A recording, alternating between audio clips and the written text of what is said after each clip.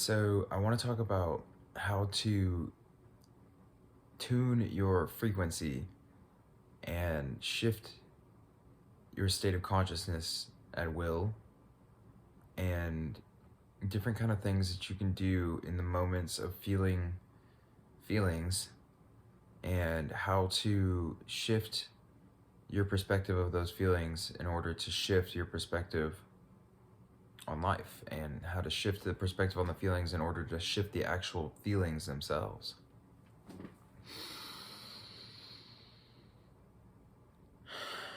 Breath is really important. Breath is something that is a very powerful means of releasing tension and releasing energy and allowing yourself to shift your consciousness into a different space. Both breath and attention, but using the attention or using the breath to move the attention. So this is the first method, is with the breath. So when you start to experience a thought or emotion that is powerfully resonant with a specific feeling that you don't prefer to have, there are a few different things that you have to realize. First of all, is that judgment of the feeling is what's causing you to experience the negativity in the first place. But instead of having to use the mind, you can use the body as well.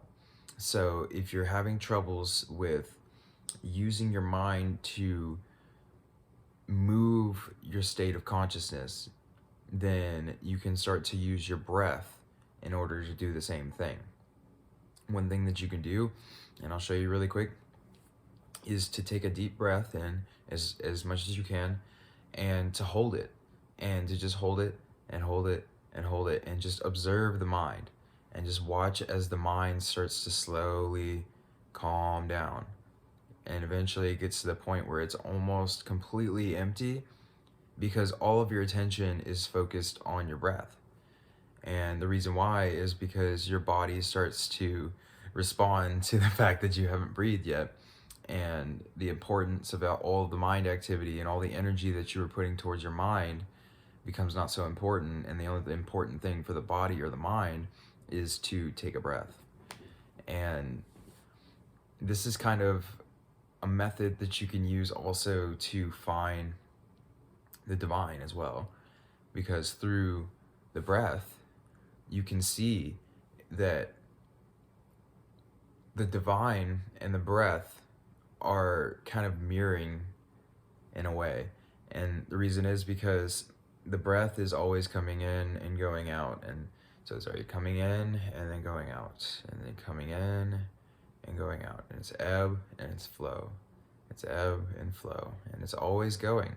No matter if your attention's on it, the heartbeat is the same way. The heartbeat's always moving, it's always pumping, and no matter if your attention is on it or not on it, it's still moving, it's still going. This is a reflection of the divine, because the divine is the divinity, or the energy of what makes up everything. Consciousness is always flowing, changing forms. If you notice, everything that you're looking at is always changing forms. Now, the background, when I put my consciousness directly on the wall and I look at everything around me, it may look as though it's solid, but then I see my hands moving. This is a change of form. So when I move my hand from here to here, the image is no longer here, it is now here. What that means is that the form was changing. Every time, even if I try to keep my body completely still, if I'm speaking, my mouth is moving. Even if I'm trying to keep my body completely still, there's still things moving around all around me. And that is kind of, it's a form of meditation in a way, because when you become more and more aware of everything around you, you start to kind of meld with everything around you, because your sense of yourself starts to kind of move through and change and form the same way that the breath does, or the same way that your consciousness does. And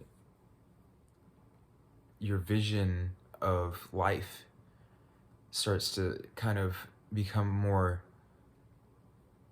dynamic, I guess, because you start to see that if you can start to ride the flow, or if you can start to ride the kind of waves of change in life, then you can start to experience the joy of the riding the waves. Think about it like a roller coaster. If somebody's thinking, now think about it. First of all, you had to have wanted to get on the roller coaster in order to have gotten on the roller coaster. Maybe somebody convinced you to get on or something like that, but out of your own free will, you decided to get on. So now you're on this roller coaster. And the only method of escape from the roller coaster is to either jump off of the roller coaster or to just finish riding the roller coaster. And you can sit and you can choose to be afraid at the fact that you may fall off. You can choose to, have feelings of anything but love or but happiness. And the trick is to start to recognize that you can enjoy the roller coaster because there is love and fun. And I know I'm speaking on a bunch of levels right now, but like there's love and fun in all things because there's always this constant waving, changing form. And in order to kind of ride the waves, the only thing that you have to do is just enjoy the ride. And the lows and the highs and the lows and the highs are all the same thing. They're all part of the roller coaster. They're all just as enjoyable as any other portion of the ride. And the way that you kind of shift yourself into a different perspective is by learning to enjoy the lows just as much as you enjoy the highs. You start to learn to enjoy the tension as much as you enjoy the release.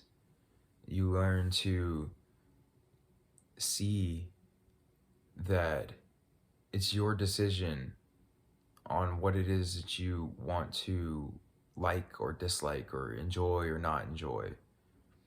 And if you just start to choose to see that even the lows are just being,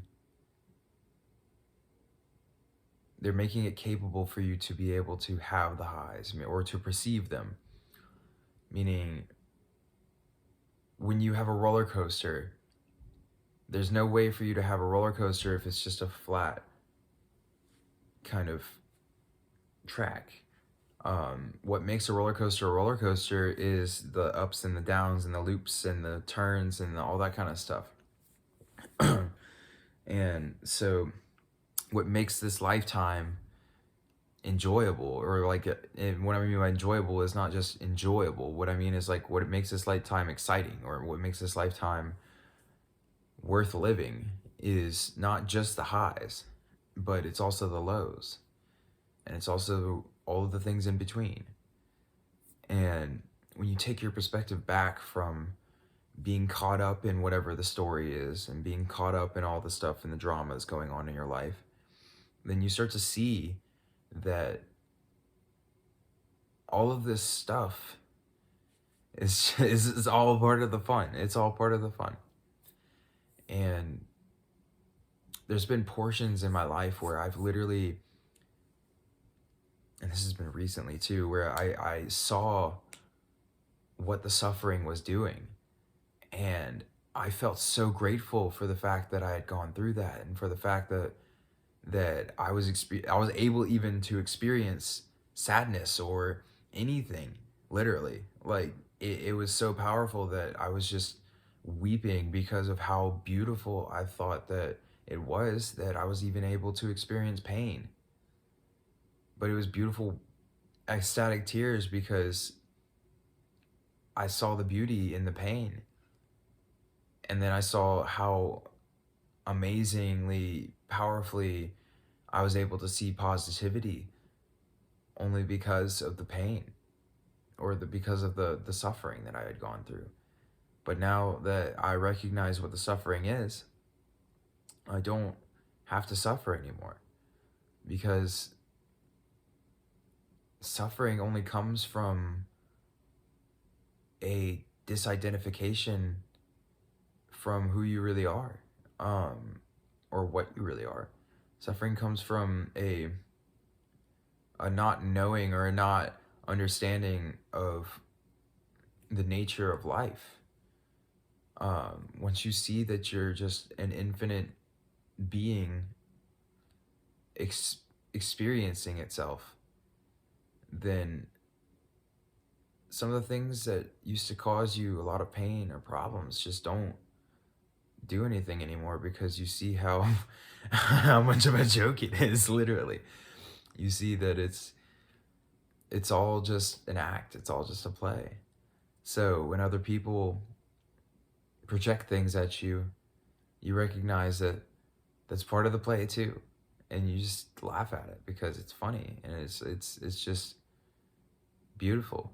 It's like even the people's anger and things like that, when they project it at you, it looks like fireworks to you, because that's all it is. That's all it is. Just a flaring of emotion. And as soon as you take on that emotion and you recognize that you have the ability to either just observe the display, or you can choose to cling on to whatever it is that's being presented to you. It doesn't matter. It's all about just being here and experiencing whatever it is that you're experiencing, no matter what it is. And then when you see from this perspective of just understanding that no matter what it is, it's all good. It's all okay. Everything is okay. Everything's going to be okay. The reason is because this is all just an illusion. It's a beautiful, powerful illusion, but it's temporary, the same as anything else. It's temporary. This too shall pass.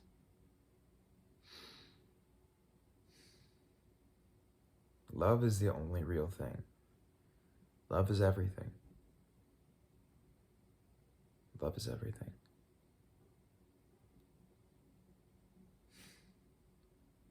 God is love. You are love. You are loved. You are accepted.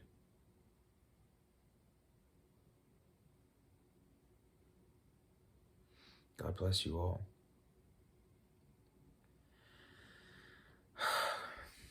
I know this is a little bit different from what I normally do, but I was just kind of in a meditative state, and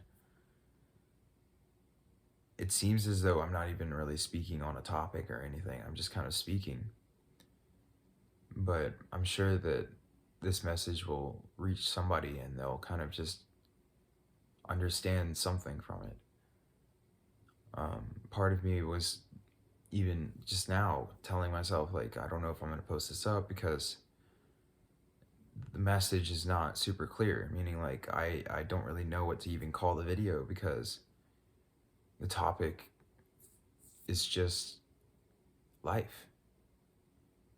It's just seeing life for what it is, recognizing that life is not something that is being done to you. It's something that you're participating in because it is what you are.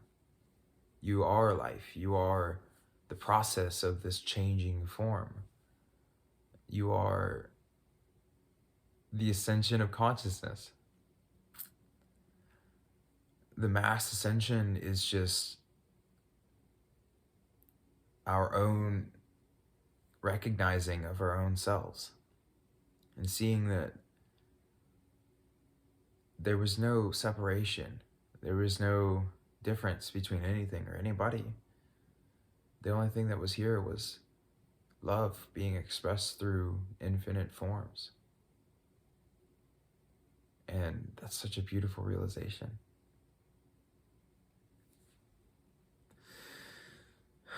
It's so beautiful, it brings tears to my eyes. It makes me feel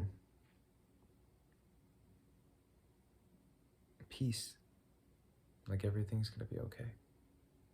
Like everything already is okay. Everything, even the worst parts of my life, or the parts of my life that I thought were the worst, or like the most painful parts of my life. Because worst is just another perspective. Worst is an opinion. It's a subjective opinion. So even, the most painful parts of my life, I recognize now that they were all just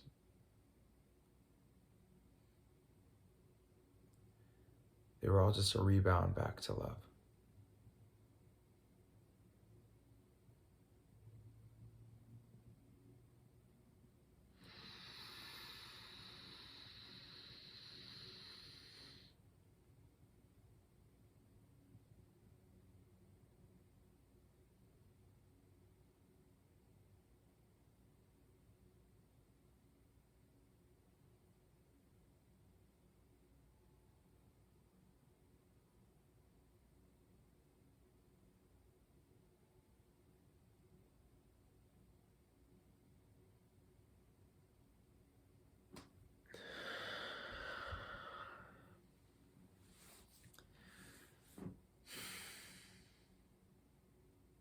I feel like it's all about just sharing energy as well.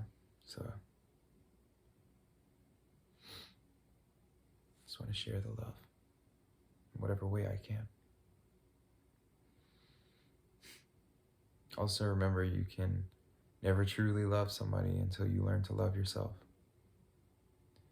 You can never truly learn to love yourself until you learn to love reality. You are reality. You are God. You are love. You are light. You are. And I love you. And thank you. Namaste and bless you.